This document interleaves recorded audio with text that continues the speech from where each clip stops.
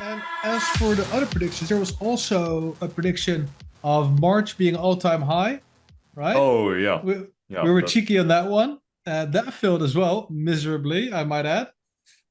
So yeah, you should counter trade the Quamfy Show predictions, which is to be expected.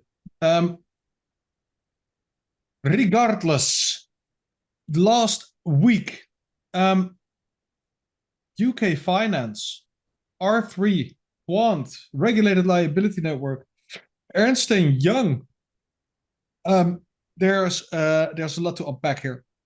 So let's just jump into the screen share. Let's go. Is my screen visible? Absolutely. Bon. Okay, so here we are. We're proud to announce that together with Inside R3, we have been selected to produce the technology prototype for the experimentation phase of the UK's Regulated Liability Network, led by UK Finance and supported by Ernst & Young. On the right side of the tweet, you can see the relevant people here. So I'll be back in a minute. Okay. You can see R3. R3 is a leading provider of digital distributed technology and services that enable the secure exchange of value in regulated industries. Discover #Corda. Right? So this was always a suspect for being a quant partner. It was never confirmed. They are now, in a way, right? Because they're working together. Not necessarily means they're partner in the sense that they're partners. You get my drift. And UK Finance is representing over 300 firms. They're a center of trust, expertise, collaboration at the heart of financial services. So this is big, right? So if we look at the website, April 15th, 2024. Today, by the way, is April 16th, 2024. Andrew Carrier wrote this. Quant and R3 selected as technology providers for the UK's Regulated Liability Network. The UK RLN is envisaged as a common platform for innovation across multiple forms of money, including existing commercial bank deposits and the shared ledger for tokenized commercial bank deposits.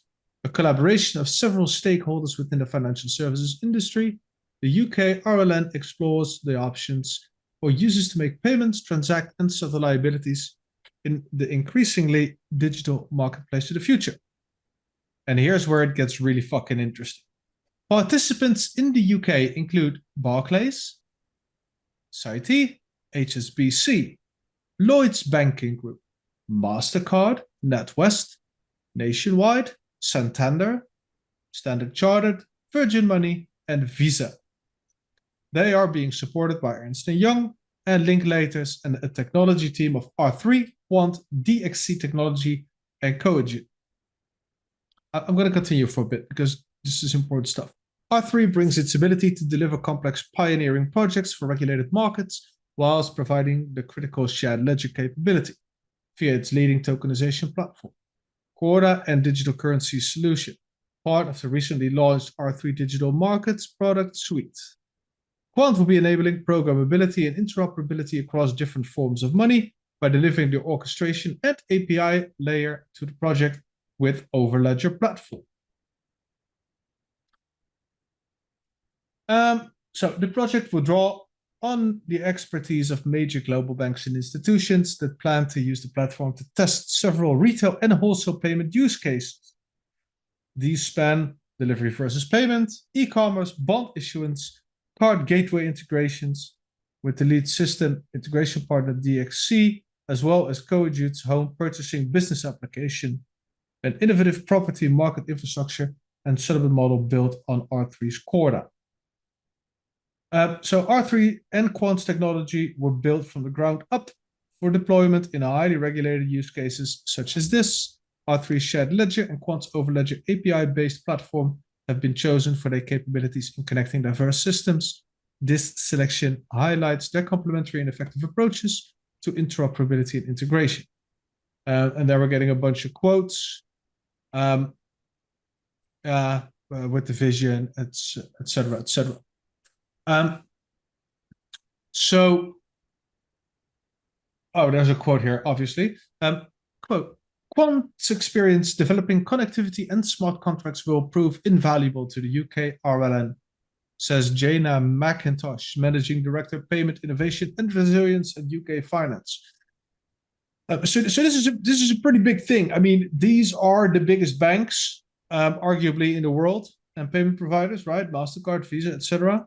Ernst Young is giant. What is Linklaters?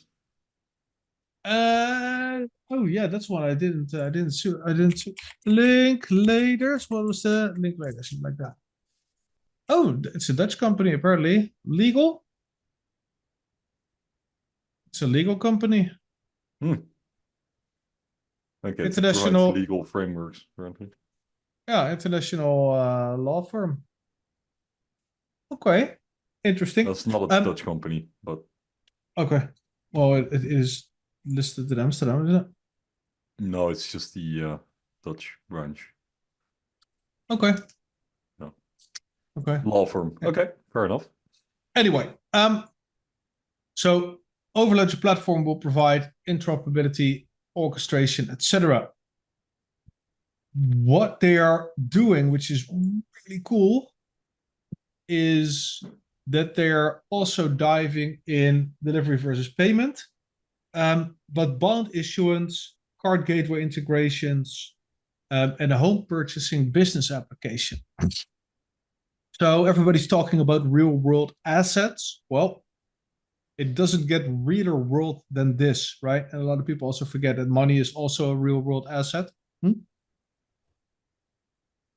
That these companies, R3 Corda, which is arguably one of the biggest or bigger DLT solutions for businesses, now working together with Quant on this, is just super cool. And it's kind of niche, but again, Quant's customers are not us, right?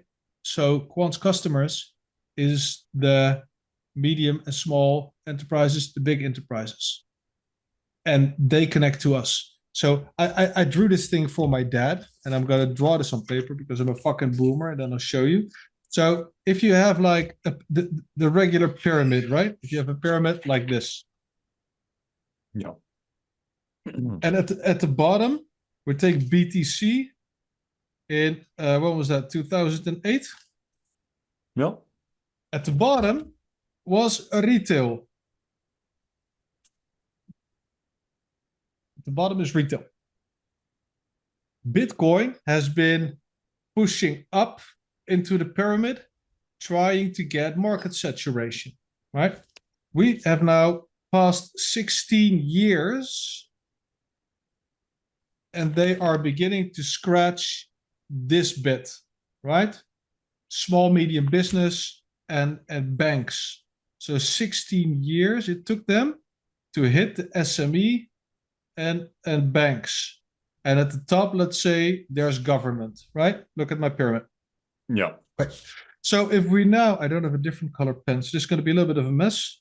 If we draw the quant pyramid, it's the other way around. It looks like that. Because what Quant is doing is Quant is not building a product for retail, right? They're not building a product for retail. This is a retail product. BTC would have never, ever, ever gotten in top down. Yeah, because of their goals, blah, blah, blah, because of their audience, etc., which is fine. But what Quant is doing is they're tackling government first, this bit. And if you have this, and then moving on to SME, and then moving on to retail, that is what you want, because these are their customers. And retail at the bottom, they're not selling to retail. They're not catering to retail, because SME is doing that, small, medium enterprises. But what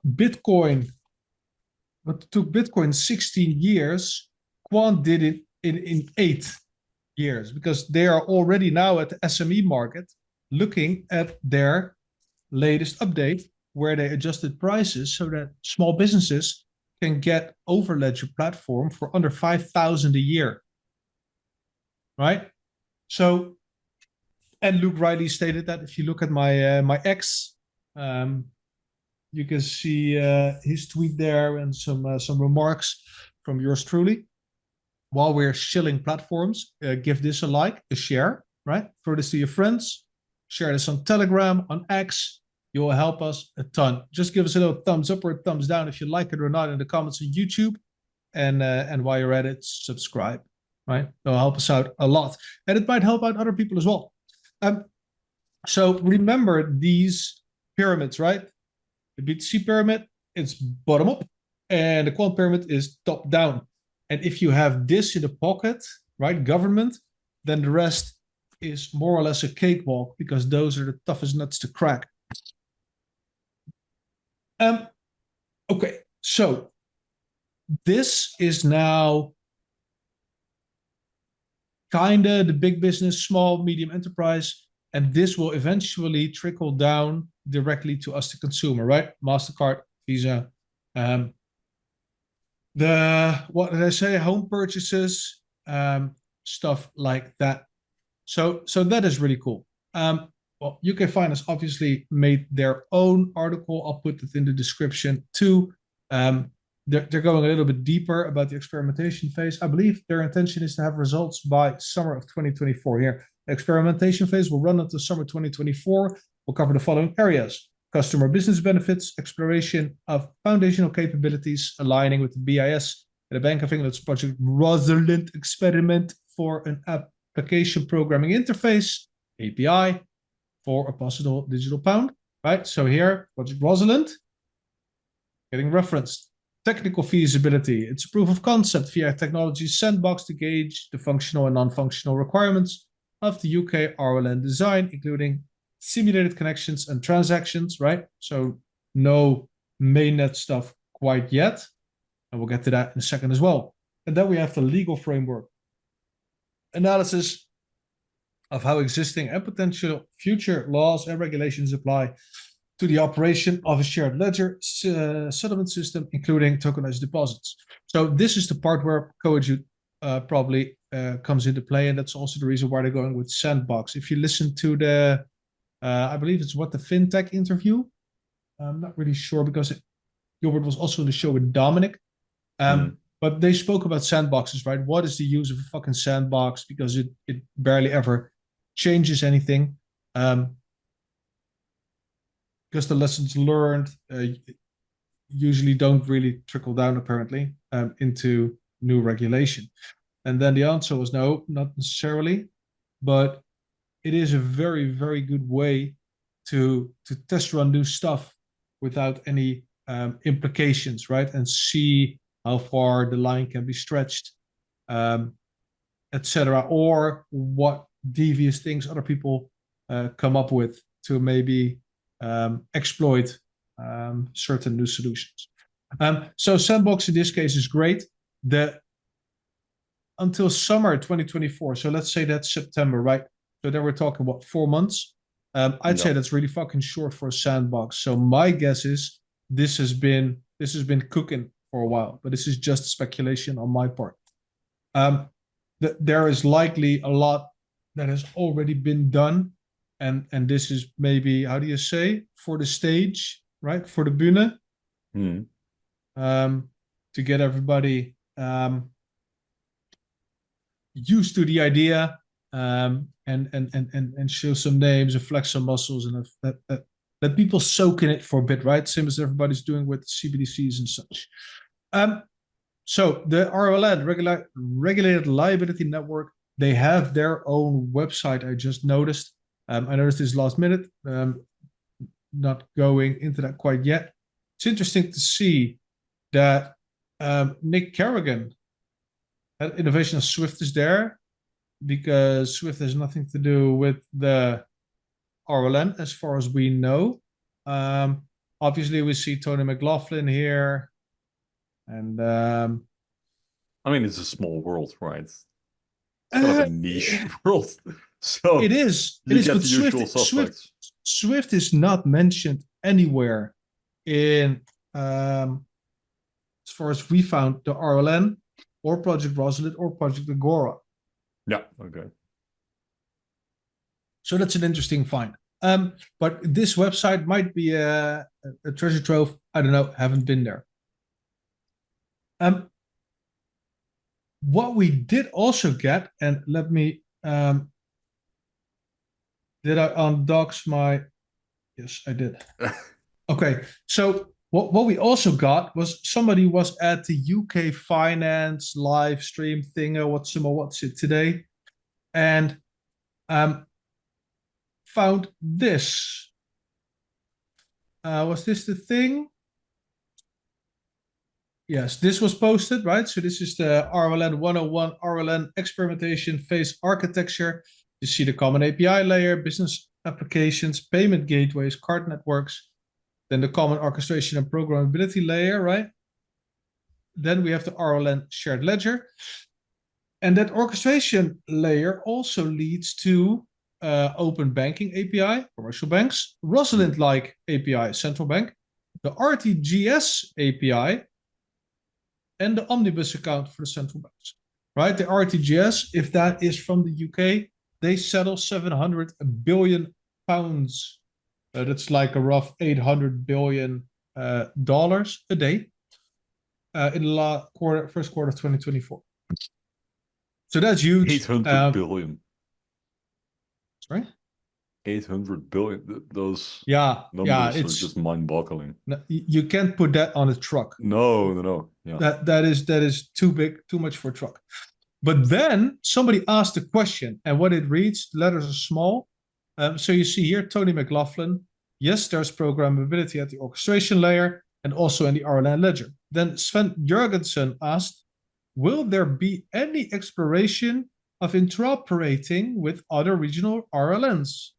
And Tony McLaughlin, who called Gilbert the Robbie Williams of FinTech, said, you might want to look into Project Agora, recently announced by BIS and 7 central banks.